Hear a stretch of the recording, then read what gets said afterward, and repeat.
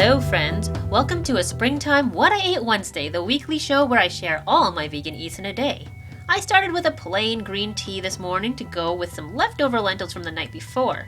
You see, two city vegans on Instagram made my vegan Hainanese rice recipe and sent me the photo, which kicked off my own craving. And while I was making that for dinner, I also made extra broth because why not? And then I used that broth to make some lentils, and oh my goodness, the flavor of this stuff. Amazing, you've got to try it. Just replace the water you used to make lentils with the broth from Hainanese, not chicken rice. I would have had this with rice, but I ran out, so toasty it was. This was even better than last week's avocado toast. Hard to imagine, I know. Delicious as that was, it was a wee little breakfast. This called for second breakfast. I was still in the mood for Chinese home cooking, and nothing says Chinese breakfast like congee, so that's what I set off to make. This savory breakfast porridge is easy to make, but it takes a while, so it's better to make it the night before or batch cook it so you can eat it throughout the week, which is what my mom used to do when I was little, but I rarely plan it out that way. To make this congee more tasty and add some anti-inflammatory properties, I added some spices, including turmeric. In the past, I used a stick blender to speed things along, but mine finally died a month or two ago, so I did things the long way. This simmered at a low boil for about 40 minutes in total until the grains broke down and made the soup nice and creamy. I did add mushroom seasoning and water to this about halfway. Since iron is better absorbed with the presence of vitamin C, I had some quick pickled cucumbers. Instead of regular pork floss, which is a common congee topping, I got this vegan version. More of a cross between pork floss and dried spicy squid in taste and texture, but either way it was perfect. I think this congee was one of the best I've ever made. Seriously, if you enjoy congee, I think you should try this one. Actually, especially if you haven't tried congee before, you should give it a try at least once. It's super nutritious and delicious and cheap to make.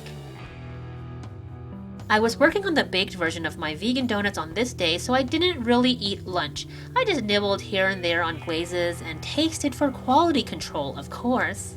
Speaking of donuts and baked things, I'm so happy that you've been sending me your photos. Sometimes you stick strictly with the recipe, and sometimes you put your own spin on things. Either way, I always feel super honored that you picked my recipe to try. And most of the time, your pictures look better than my pictures. Good job, everyone! After donut tastings, I always want a salad, and I wanted something crunchy on that salad, so I tried to make crunchy beans, like how I make crunchy chickpeas. Those are one of my favorite snacks. So in this batch, I used a couple tablespoons of bread and butter pickle juice instead of vinegar or lemon juice. Garlic powder, onion powder, cayenne, black pepper, and dill.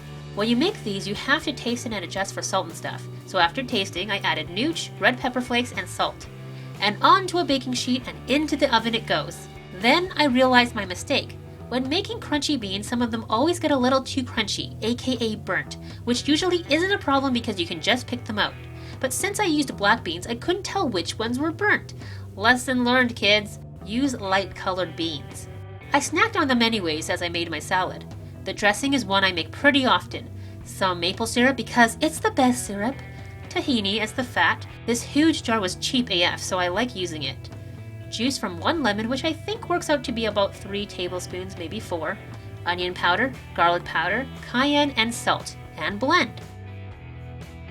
Always taste and adjust for salt and pepper. And I added some nooch because B12 and why not. Massage that into some already massaged kale. You've got to get messy with kale salad because it's just not good if it's not worked in enough to soften the tough kale stems and leaves. Kale can be more or less bitter from batch to batch. This was a bit bitter, so I would have liked to add a bit more lemon juice, but I was out of lemons. So after I added more veggies, I sprinkled on some balsamic, more nooch, and a bit of salt. But I didn't add those crunchy beans because I ate them all before I finished making the salad. Wah wah. And I made a kale mountain and a potato mountain, and they were delicious. And beyond filling. I was so stuffed afterwards. But apparently not that stuffed because I still had room for another donut.